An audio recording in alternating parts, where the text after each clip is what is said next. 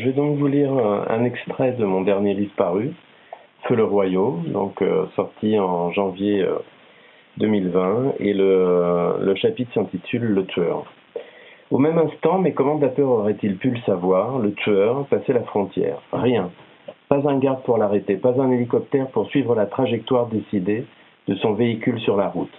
Il laissait derrière lui les corps sanglants de plusieurs victimes et le souvenir frémissant, dans une prison vétuste, d'une inquiétante présence. Dans une planque en bordure de forêt, il était resté quelques nuits après son évasion, comme un animal dans sa tanière.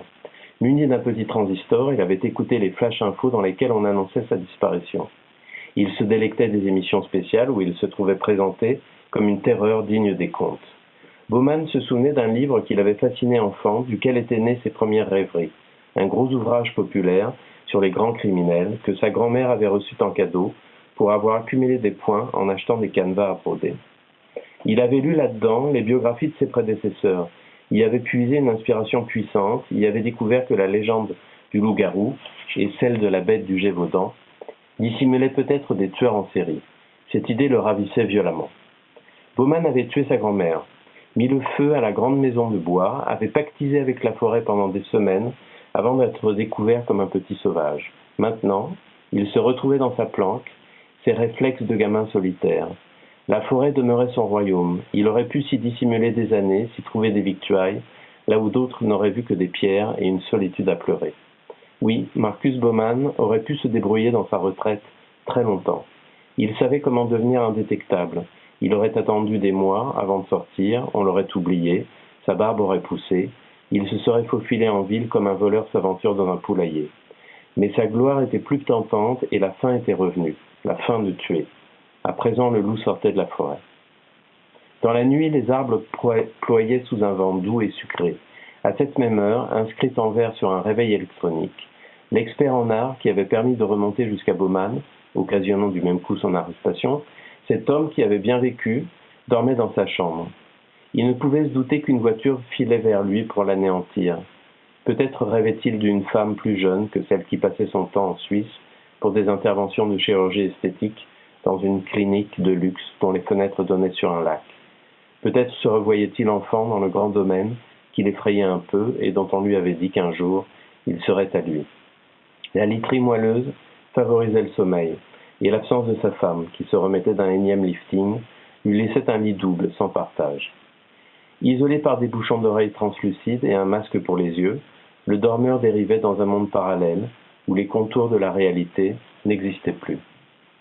Vers 5 heures, un volet craqua. Cela réveilla le garçon de 16 ans qui dormait à l'étage. Jason, le fils de l'expert, se trouvait dans son lit, dans la même position que son père, comme s'il y avait jusque dans la façon de dormir une fatalité héréditaire. Une telle idée, si quelqu'un l'avait formulée devant lui, aurait rendu l'adolescent foudrage, car il détestait son père. Il avait des rêveries où ce dernier mourrait dans un accident de voiture ou dans un crash d'avion. Sous la douche, quand il se faisait durcir, c'était toujours l'image d'un père amoindri qui lui venait et qui déclenchait ses moqueries. Jason secouait son sexe dans une danse de sauvage qu'il adressait en pensée à ce père dérisoire. Une telle haine prenait sa source dans les recoins secrets de l'enfance, et elle jaillissait de lui avec une fureur animale, sans que le garçon puisse s'expliquer pourquoi. Jason avait soif.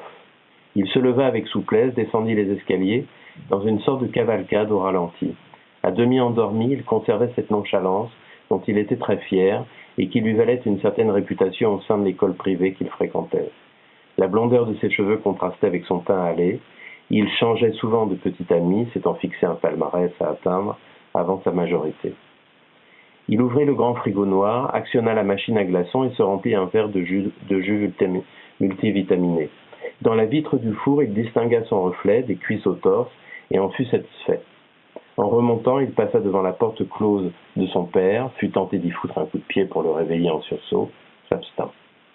Il se glissa avec délectation dans les draps, il adorait ce petit rituel du réveil nocturne. C'était un voluptueux qui souhaitait éprouver son plaisir et retrouvait d'instinct la leçon des épicuriens. Concentré sur son bien-être, il se rendormit. Vers 9 heures, le garçon fut réveillé de nouveau, cette fois par des hurlements. Jason crut d'abord à l'alarme du système de sécurité, puis il reconnut la voix de la femme de ménage qui appelait à l'aide. Il se leva d'un bond, enfila un boxeur à imprimé fleuri et dévala les escaliers. Delphina se tenait devant la porte, un chiffon à poussière roulé en boule devant sa bouche, comme si elle tentait d'étouffer son propre cri d'effroi. Jason connaissait cette femme depuis sa plus tendre enfance. À bien des égards, il éprouvait pour elle plus d'affection que pour sa propre mère. Il la vit, tremblante, pointer la chambre du doigt, tout en faisant un signe de tête qui signifiait la stupeur et la dénégation. À l'intérieur, l'expert en art était assis dans son lit, le dos calé à de gros oreillers. Son cou avait été littéralement épluché. 2 grands pans de chair sanglante retombaient de chaque côté de ses clavicules nues, comme un col de chemise extravagant. Les draps blancs de très bonne qualité étaient constellés de taches rouges, tandis que derrière l'homme, sur le mur, avait été projeté un vrai geyser de sang désormais noirci. Jason eut le souffle coupé par cette vision. Il éprouva un vertige et s'appuya un instant au chambranle de la porte avant de se précipiter. Il s'arrêta près du lit. Il voulut parler mais balbutia. Il y avait tellement loin de la mort imaginaire qu'il avait souhaitée pour son père à l'horreur de cette réalité-là. C'est Delphina qui prit finalement les choses en main. Passée la première panique, elle retrouva ses esprits, appela tout d'abord les pompiers, puis police secours.